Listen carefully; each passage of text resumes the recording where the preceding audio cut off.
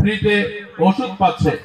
আজকে যখন আপনাদের টাকায় একযোগে সমস্ত প্রাথমিক বিদ্যালয় সরকারিকরণ করা হয়েছে, আজকে যখন আপনাদের টাকায় 4 লেন রাস্তা থেকে শুরু করে মেট্রো রেল, ফ্লাইওভার থেকে শুরু করে পারমাণবিক বিদ্যুৎ কেন্দ্র, সর্বোপরি বঙ্গবন্ধু স্যাটেলাইট আমরা মহাকাশ পর্যন্ত জয় করেছি, সেই সময় আবারও এসেছে আমাদের ভোট যুদ্ধ।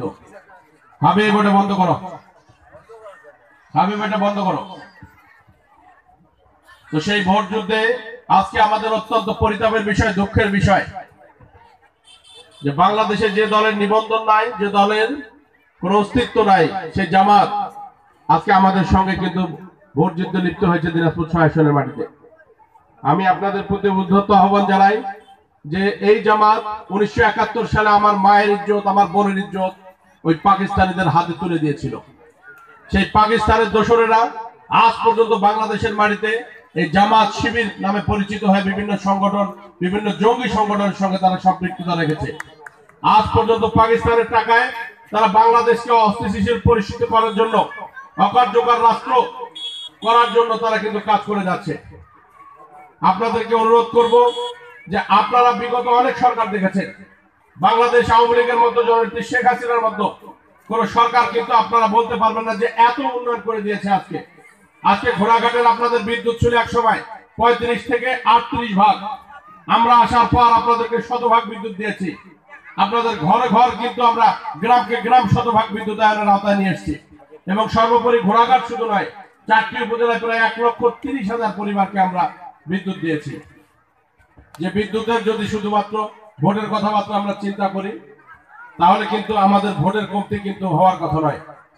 আর তোরা যদি বেইমানি করেন তাহলে তো আমার কিছু করার নাই। বিদ্যুৎ নেওয়ার সময় তো ঠিকই কইছিলেন, হাত তুলি যে হ্যাঁ বিদ্যুৎ আমরা ভোট দিব। এখন ভোট আসছে, এখন যদি মুখ বেহা করে থাকেন তাহলে মোর তো অবস্থা খারাপ, মোর অবস্থা খারাপ, তোমারও অবস্থা খারাপ।